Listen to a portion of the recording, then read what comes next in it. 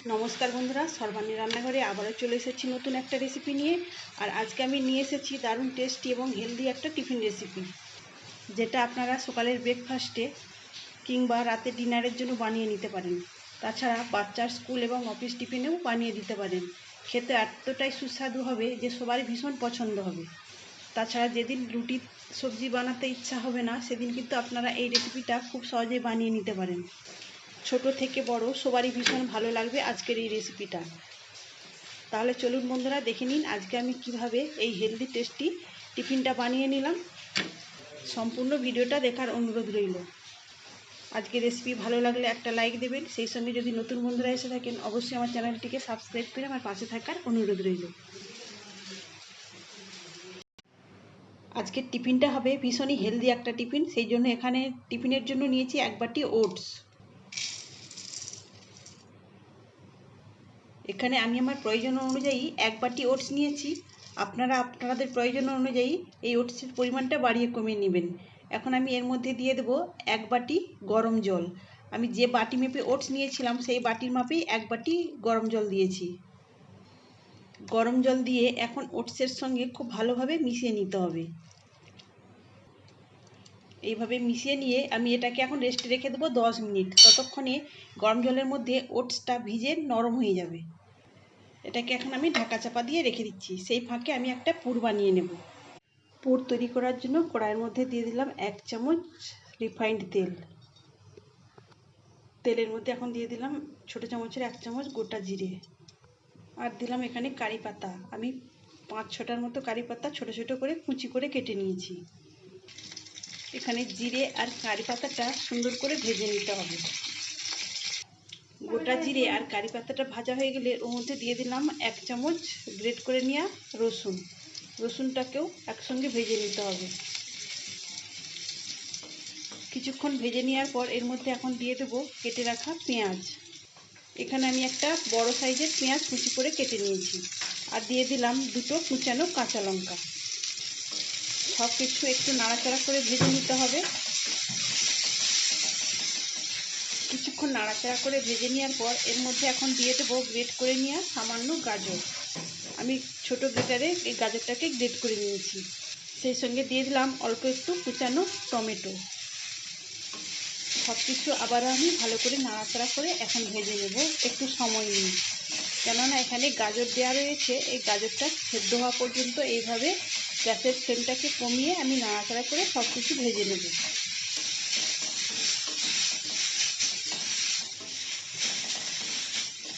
তবে আপনারা চাইলে আরও কিছু সবজি এর মধ্যে অ্যাড করতে পারেন। সব কিছু আমি সুন্দর করে ভেজে নিয়েছি। আর এইখানে গাজরটাও নরম হয়ে গিয়েছে, সেই সঙ্গে পাকা টমেটোটাও।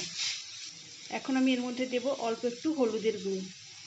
আর এখানে আমি 1 চামচের মতো দেব ম্যাগি মশলা। হলুদের গুঁড়ো আর ম্যাগি মশলাটা মিশিয়ে নেওয়ার পর এর মধ্যে আমি দিয়ে দেব, এখানে আমি একটা ছোট সাইজের আলু সেদ্ধ করে নিয়েছি। এই সেদ্ধ আলুটাকে আমি হাত দিয়ে একটু ম্যাশ করে নেব। এইভাবে মানে আধ ভাঙা করে আমি আলুটাকে এর মধ্যে দিয়ে দেব। আমি কিন্তু এখনো পর্যন্ত লবণ ব্যবহার করিনি। এখন আমি দিয়ে দেব পরিমাণ মতো লবণ। আর দিয়ে দেবো এখানে 1/2 চামচ চাট মশলা। এখন সব কিছু আবারও ভালো করে মিশিয়ে আমি পুরটা রেডি করে নেব। তবে আপনাদের হাতের কাছে ধনিয়া পাতা থাকলে আপনারা দিতে পারেন। আমার কাছে এই মুহূর্তে নেই, তাই দিলাম না। সেই জন্যই আমি আগে কারি পাতা কুচি করে কেটে নিয়ে এর মধ্যে দিয়ে দিয়েছিলাম। এখানে চটপটা স্বাদের একটা পুর আমার রেডি হয়ে গেল। এখন এটাকে নামিয়ে নেব। 10 মিনিটের মধ্যেই এই ওটস গরম জলে দেওয়ার ফলে খুব সুন্দরভাবে নরম হয়ে গিয়েছে। এখন এটাকে একটা মিক্সিং জারের মধ্যে দিয়ে আমি পেস্ট করে নেব।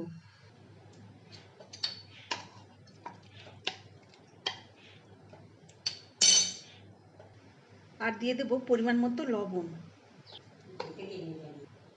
এখানে দেখুন বন্ধুরা, ওটসের একদম মিহি পেস্ট বানিয়ে নিয়েছি। এখন এটাকে একটা পাত্রে ঢেলে নেব। এখন এই পেস্টের মধ্যে আমি আটা দেব।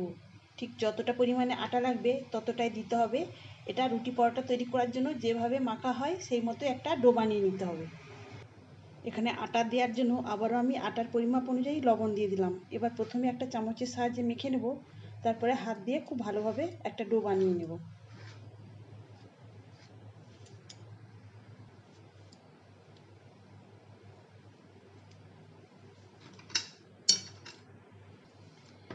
এইভাবে আমি একটা ডো বানিয়ে নিয়েছি। এবার হাতে একটু আমি অল্প করে রিফাইন্ড তেল নেব, মোটামুটি 1 চামচের মতো নিয়েছি। এবার এই তেলটা দিয়ে এই ডোটা আবারও ভালো করে মেখে নিতে হবে। মেখে নেওয়ার জন্য এইরকম একটা ছড়ানো পাত্র নিয়েছি, এর মধ্যে এবার এটাকে খুব ভালোভাবে মুথে নিতে হবে।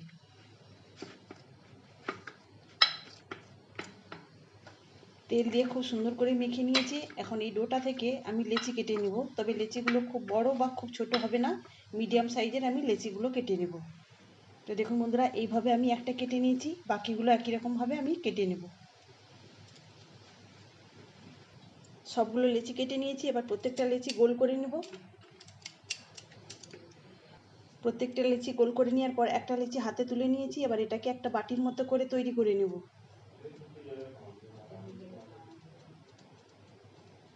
তো এইভাবে একটা বাটি তৈরি করে নিয়েছি। আর যে পুরটা তৈরি করে রেখেছিলাম সেটা ছোট ছোট করে কেটে নিয়ে এইভাবে বলের আকারে তৈরি করে নিয়েছি। এখন এই বাটির মধ্যে একটা বল দিয়ে দেবো, দিয়ে মুখটাকে খুব ভালোভাবে এভাবে মুড়িয়ে নেব।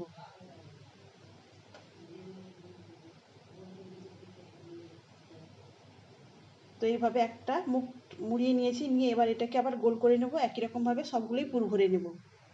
একই রকমভাবে আবারও একটা বাটি তৈরি করে নিয়েছি। এবার আবারও একটা বল দিয়ে দিলাম, আলুর আর সবজির বল। সেটাকে আবারও দিয়ে এভাবে মুখটা মুড়িয়ে নিয়ে এটাকে গোল করে নিয়ে এটা রেখে দিলাম। এখানে আমি সবকটাতে একই রকমভাবে পুর ভরে নিয়েছি। এখন একটা পুর ভরা লেচি নিয়ে নিয়েছি। এবার হাতের সাহায্যে একটু চেপে চেপে এটাকে একটু বাড়িয়ে নেব। হাতের সাহায্যে বাড়িয়ে নেওয়ার পর অল্প একটু আমি আটা ছড়িয়ে দিয়েছি। এবার এটাকে আমি বেলে একটু বড় করে নেব। তবে এটাকে হালকা হাতে বেলতে হবে, বেশি চাপ দিয়ে এটাকে বেলা যাবে না, তাহলে কিন্তু পুরটা বেরিয়ে যাবে। তো দেখুন বন্ধুরা, এইভাবে একটা বেলে নিয়েছি। আবার একটা পুর ভরা লেচি নিয়ে নিয়েছি। হাতের সাহায্যে প্রথমে এইভাবে একটু বড় করে নেব, তারপরে আটা ছড়িয়ে এটাকেও আমি বেলে নেব। তো একই রকমভাবে আবারও একটা বেলে নিয়েছি। সবকটা এইভাবেই বেলে নেব। এখানে দেখুন বন্ধুরা, আমি সবকটাই বেলে নিয়েছি। এবার এগুলোকে ভেজে নেব। ভেজে নেওয়ার জন্য এখানে গ্যাস অন করে একটা ফ্রাইং প্যান বসিয়ে দিয়েছি, আর ফ্রাইং প্যানটা গরম হয়ে গেছে। এখন একটা আমি দিয়ে দিলাম, দিয়ে প্রথমটাতে আমি এপিট ওপিট শুকনো অবস্থায় সেঁকে নেব। দুই পাশটা খুব ভালোভাবে সেঁকে নিতে হবে। দুই পাশটা সেঁকা হয়ে গেলে এখন আমি দিয়ে দেবো অল্প একটু বাটার।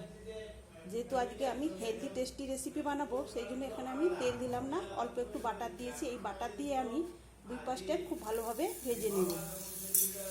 বন্ধুরা, আজকের এই রেসিপিটা আপনারা কিন্তু সকালে ব্রেকফাস্টের জন্য বানিয়ে নিতে পারেন, তাছাড়া বাচ্চাদের স্কুলের টিফিনেও বানিয়ে দিতে পারেন। খেতে দারুণই সুস্বাদু হবে। দুই পাশে বাটার দিয়ে এইভাবে চেপে চেপে একটু ভেজে নেব। এতে দেখা যাবে এগুলো একদম ফুলে উঠেছে। তবে আপনারা যদি চান বাটারের পরিবর্তে তেল দিয়েও ভাজতে পারেন, তবে রিফাইন্ড তেল। এগুলোকে মিডিয়াম আঁচে এইভাবে চেপে চেপে ভেজে নিতে হবে। দুই সাইডটাতে একটু লালচে কালার আসলে এগুলোকে তুলে নেব। তো দেখুন বন্ধুরা, এইভাবে চেপে চেপে ভাজার ফলে এটা কত সুন্দরভাবে ফুলে উঠেছে। তো দেখুন, এখানে আমার একটা ভাজা হয়ে গেছে, আর দেখতে কতটা সুন্দর আর কতটা লোভনীয় হয়েছে। একই রকমভাবে আমি আবারও একটা এপিট ওপিট শুকনো অবস্থায় সেঁকে নিয়েছি। এপিট ওপিট সেঁকে নেওয়ার পর আবারও আমি দিয়ে দিলাম বাটার। এই বাটারটা দিয়ে এইভাবে চালিয়ে নিয়ে আবারও এটাকে আমি এপিট ওপিট ভেজে নেব এই বাটার দিয়ে। এগুলো খেতে এতটাই টেস্টি হবে, একবার যদি আপনারা এইভাবে বানিয়ে খান তো বারবার বানিয়ে খেতে হবে। এতক্ষণ পর্যন্ত যেসব বন্ধুরা আমার ভিডিওটা দেখছেন, যদি লাইক দিতে ভুলে গিয়ে থাকেন অবশ্যই একটা লাইক দিয়ে দেবেন। আর যদি নতুন বন্ধুরা এসে থাকেন, আমার চ্যানেলটিকে সাবস্ক্রাইব করে আমার পাশে থাকার অনুরোধ রইল।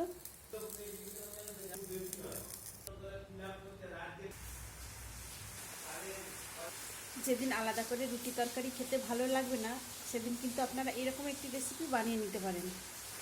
এগুলো খাওয়ার জন্য কিছুই লাগবে না, এমনি এমনি খাওয়া হয়ে যাবে। এখানে আমি একে একে সবকটাই তৈরি করে নিয়েছি। তাহলে বন্ধুরা আজকের রেসিপি আপনাদের কেমন লাগলো অবশ্যই কমেন্ট করে জানাবেন।